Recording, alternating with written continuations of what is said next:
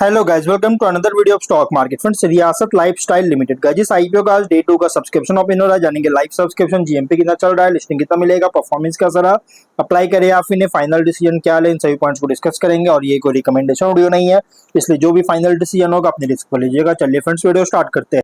तो guys, IPO 18 को open हुआ था 22 जून, मंडे क्लोज किया जा रहा है। 3 डे आईपीओ है। 25 जून का लिस्टिंग डेट, 10 रुपीज का फेस वैल्यू, 102 टू 108 रुपीज का प्राइस बैंड, 1200 शेयर्स के lot size, fresh capital, book build IPO, 31 crore का इशू साइज, 28.5 लाख शेयर्स का इशू किया गया। निकुंज स्टॉक ब्रोकर मार्केट मेकर और बीएससी एसएमई पे लिस्टिंग किया जा रहा है। अलॉटमेंट डेट 23 जून का, 24 को रिफंड्स रिलीज किया जाएगा। शेयर्स डिमैट अकाउंट में क्रेडिट होगा। ऑफर दिया गया क्यूआईबी ओनली 4.8% का। Big HNI 22.6, small HNI 11.3, retail 56.2% offer दी गई है। रिटेल ओनली 2 लॉट अप्लाई कर सकते हैं। 2400 शेयर्स मिलेंगे, 2.6 लाख पे करना पड़ेगा। Small HNI minimum 3 lot apply कर सकते हैं, 3.9 लाख पे करना पड़ेगा। मैक्सिमम 7 लॉट अप्लाई कर सकते हैं, 9.1 लाख पे करना पड़ेगा। Big HNI minimum 8 lot apply कर सकते हैं, 10.3 लाख पे करना पड़ेगा। लेकिन गाइज मैक्सिमम कोई लिमिट नहीं। लेकिन अगर 5 टाइम सब्सक्राइब होता है, चाहे स्मॉल एचएनआई बिग एचएनआई में, तो आपको मिनिमम लॉट अलॉट होगा। जैसे small HNI only 3 lot, big HNI only 8 lot allotment किया जाएगा। और अगर हम इसके जीएमपी सब्सक्रिप्शन की बात करेंगे तो डे 1 सब्सक्रिप्शन अगर देखा जाए तो गाइस कंपनी सिर्फ क्यूआईबी फुल्ली सब्सक्राइब, बाकी कैटेगरीज में बहुत ही मिनिमम सब्सक्राइब है। 1.01 टाइम सब्सक्राइब किया गया, 1.4 लाख शेयर्स बीट किया, 1.5 करोड़ का। लेकिन big HNI small HNI retail में बहुत ही लो सब्सक्राइब है। मतलब बिग एचएनआई थोड़ा बहुत हुआ भी है, लेकिन स्मॉल एचएनआई और रिटेल में बिल्कुल नहीं हुआ। Big HNI 23% subscribe, 1.4 lakh shares bid किया, 1.6 करोड़ का। लेकिन स्मॉल एचएनआई और रिटेल में ओनली 1% सब्सक्राइब किया गया, जो कि स्मॉल एचएनआई 3600 शेयर्स बीट किया 4 लाख का, रिटेल में 24,000 शेयर्स का बीट किया 26 लाख का। और इसलिए टोटल सब्सक्रिप्शन 12% का है, जो कि बहुत ही मिनिमम सब्सक्राइब है। 3.1 लाख शेयर्स बीट किया, 3.3 करोड़ का। 14 एप्लीकेशन सबमिट हुआ, जो कि गाइस डे 1 कोई खास परफॉर्म नहीं किया। जीएमपी कंपनी का 0 रुपीज का, विच मींस कंपनी फ्लैट या तो डिस्काउंट लिस्टिंग करेगा। बिजनेस की बात करें तो कंपनी एथनिक वेयर कंपनी है, जो कि करेंटली ऑपरेट कर रहा है गुजरात में। सिर्फ गुजरात में कंपनी का करेंटली ऑपरेट कर रहा है। मुंबई में भी रिसेंटली एक्सपैंड किया है, बट महाराष्ट्र में रिसेंटली एक्सपैंड किया, बट गुजरात मेनली इसका प्राइमरी बिजनेस है।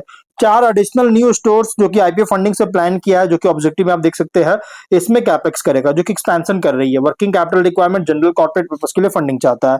और अगर हम बात करेंगे top and bottom line financial का, तो ग्रोथ देखने को मिल रहा है। देख सकते हैं यहाँ पे टॉप एंड बॉटम लाइन में।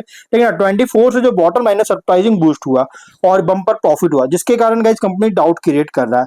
और इसका डेट एंड ट्रेड रिसीवेबल्स भी अगर देखिएगा तो बहुत ही हाइयर है, जो कि आप यहाँ देख सकते हैं। 39 करोड़ का डेट लेवल है, जो कि बहुत ही हाइयर है इसके, जिसके कारण गाइस एक तरह से अगर हम बात करें तो बहुत ज्यादा कंसर्न रेज करने वाली बात है। लेकिन अगर हम यहाँ पे कंपनी का कॉम्पिटिटर पीयर्स की बात करें, तो कंपनी के जो पीयर्स है गाइस, इसमें है बाइजोटिक, वेदांत और मेहुल टेलीकॉम, ओमिया मोबाइल और लेंस कार्ड सॉल्यूशंस, ये सभी इसके कॉम्पिटिटर है।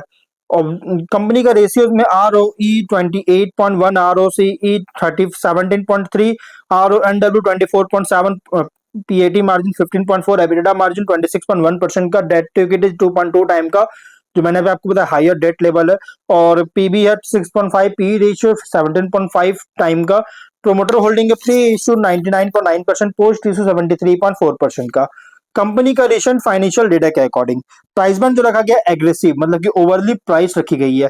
लेकिन अगर हम इसका स्वॉट एनालिसिस करेंगे तो स्ट्रेंथ अगर देखा जाए तो company ethnic wear and fashion apparel sector में ऑपरेट कर रहा है। डाइवर्सिफाइड पोर्टफोलियो है, जिसमें include sari, lehenga, gowns, Indo western wear, men's ethnic apparel offer करता है। स्ट्रॉन्ग फोकस है प्रीमियम और ओकेजन है बेस्ड एथनिक फैशन पर, जिसे ब्रांड पोजिशनिंग सपोर्ट करता है। और मल्टीपल शोरूम्स में प्रेजेंस है, जिससे कस्टमर रीच और ब्रांड विजिबिलिटी दोनों इनहेंस कर रही है। एसेट लाइट रिटेल मॉडल है आउटसोर्स मैन्युफैक्चरिंग के साथ, जिससे स्केलेबिलिटी इंप्रूव करता है। ब्रांड रिकॉग्निशन भी ग्रो कर रहा है ऑर्गेनाइज्ड एथनिक वेयर मार्केट में। लेकिन वीकनेस की बात करें तो बिजनेस हाईली डिपेंडेंट है कंज्यूमर स्पेंडिंग और फैशन ट्रेंड्स पर। स्केल रिलेटिवली बहुत ही स्मॉलर है लार्ज नेशनल एप्पल ब्रांड्स के कंपैरिजन में। थर्ड पार्टी मैन्युफैक्चरर्स और सप्लायर्स पर डिपेंडेंस है। इन्वेंट्री मैनेजमेंट जो कि अभी बहुत ज्यादा क्रिटिकल है, क्योंकि हो सकता है सीजनल डिमांड पैटर्न्स के कारण हाई कंपटीशन है ऑर्गेनाइज्ड एथनिक वेयर सेगमेंट में, जिससे गाइस मार्जिन प्रेशर कर सकता है। और डिमांड अपॉर्चुनिटीज की बात करें तो डिमांड ग्रो कर रही है एथनिक वेयर, वेडिंग एप्पल और फैशन प्रीमियम फैशन प्रोडक्ट्स के लिए। न्यू सिटीज में एक्सपैंड कर रहा है, जिससे रेवेन्यू ग्रोथ को सिग्निफिकेंटली इंप्रूव कर सकता है। और पेनिट्रेशन भी इंक्रीज हो रहा है ई कॉमर्स और ओमनी चैनल रिटेल के लिए, जिससे गाइस स्केलेबिलिटी सपोर्ट करता है। Disposable income, wedding related spending दोनों बहुत तेजी से राइज हो रही है, जिससे लॉन्ग टर्म ग्रोथ को सपोर्ट करता है। और ब्रांड प्रेजेंस भी स्ट्रेंथन करने का अपॉर्चुनिटी मिल रहा है एक्सक्लूसिव रिटेल स्टोर्स के थ्रू। लेकिन थ्रेट की बात करें तो गाइस एस्टैब्लिश्ड एप्पल ब्रांड्स और रीजनल प्लेयर्स से कंपटीशन बहुत ही स्ट्रांग है। और जो मैंने आपको बताया कि ब्रांड प्रेजेंस को रिटेल स्टोर्स के थ्रू स्ट्रेंथन करने का अपॉर्चुनिटी मिल रहा है, जो किसका ऑब्जेक्टिव में भी है। 4 स्टोर का सेटअप करना चाह रही है। और कंज्यूमर प्रेफरेंसेस बहुत तेजी से बदलाव बदलाव आता है, चेंजेस आता है, जिससे प्रोडक्ट डिमांड को अफेक्ट कर सकता है। इकोनॉमिक स्लो डाउन के कारण फैशन प्रोडक्ट्स पर डिस्क्रिशनरी स्पेंडिंग रिड्यूस कर सकती है। और raw material fabric price volatility के कारण प्रॉफिटेबिलिटी को इम्पैक्ट कर सकता है। इंटेंस कंपटीशन के कारण प्राइसिंग प्रेशर और हायर मार्केटिंग एक्सपेंसेस को लीड कर सकता है।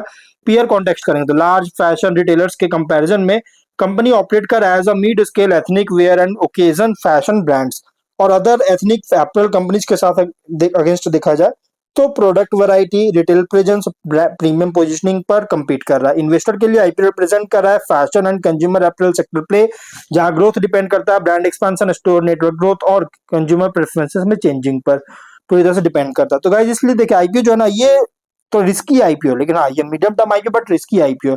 इसलिए जो भी फाइनल डिसीजन लीजिएगा अपनी रिस्क पर लीजिएगा, ये कोई रिकमेंडेशन वीडियो नहीं है। तो गाइस मिलते हैं नेक्स्ट वीडियो में, टिल देन बाय।